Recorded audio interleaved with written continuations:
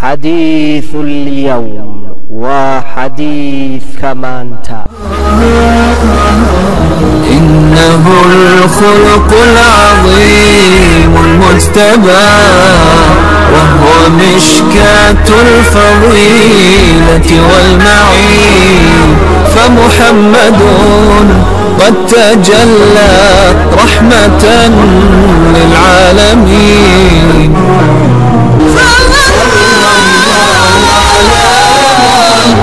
صلى الله عليه وسلم صلى الله على محمد صلى الله عليه وسلم صلى الله على محمد صلى الله عليه وسلم.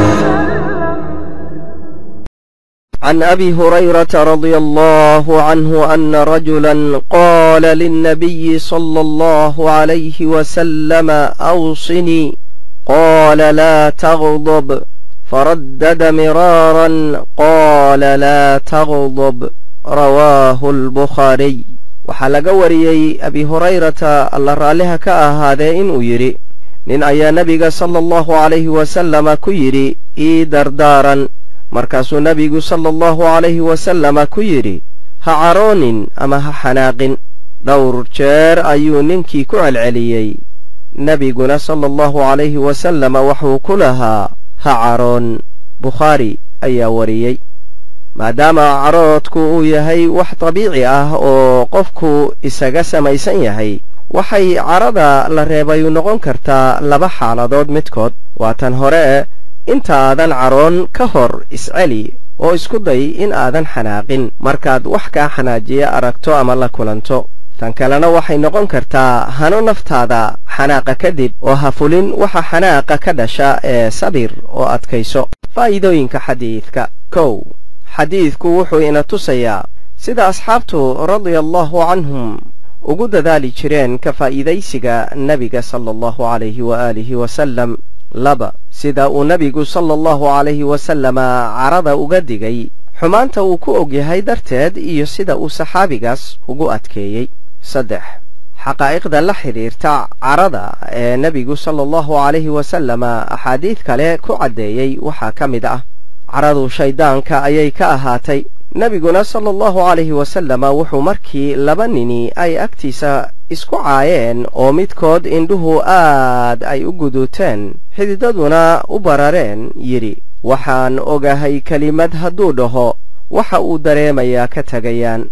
acuudu billaahi min ashaytaani alrajiim. bukhaari iyo muslim ayaa xadiidkan warinaya.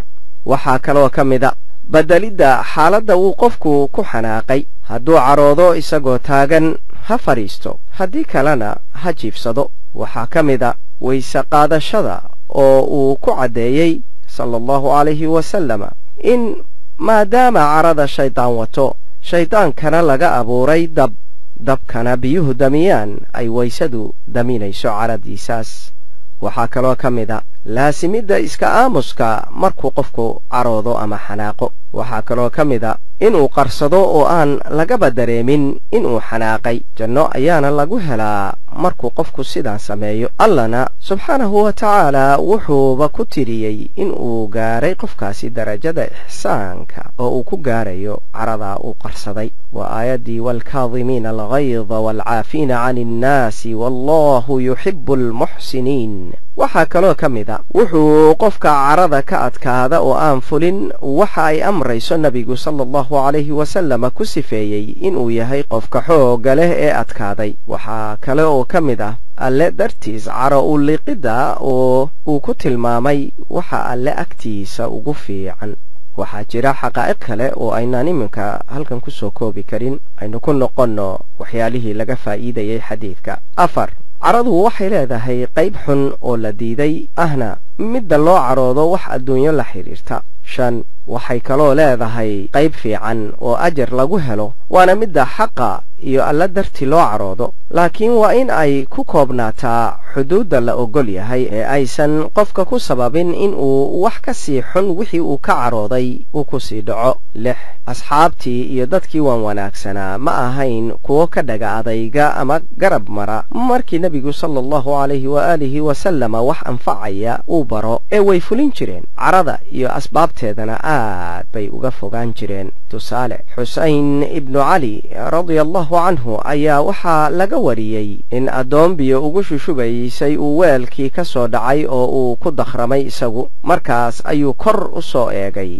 gabadhii ayaa markaas tiri wal kaadhimiina al-ghayz suyawaan qariyay caradaydii saytawal caafina 'anil naas suyawaan ku cafiyay sayte wallahu yuhibbul muhsinin suyawaa ku xoreeyay Allahu akbar Umar ibn al-Khattab ayaa isaguna nin si xun ula hadlay oo ku yiri cadaalad waxba kuma xukuntid xaqana wax kuma bixisid Umarna aad buu uga carooday ilaa wajigiisu ka guduto markaas lagu yiri amiirkii mu'miniinta miyaadan maqlin in alla leeyahay khudil afwa wa'mur bil 'urfi wa a'rid 'anil jahilin kanina waa jaahil aan wax ogeyn markaasuu Umar ku jawaabay radiyallahu anhu wa ardaah warunta markaasad waxaabad moodaa in uu naar dantay ahaa Fudayl ayaa markii lagu yiraahdo hebel baa wax ka sheegay oo sharaftaada wax u dhimay waxa uu ku jawaabi jiray walle hawshiisan waan uga xanaajin shaydaan ayuu ka wadaaye markaasuu ku dari jiray ilaahow haddii ninkaasi run sheegay aniga ii dambi dhaaf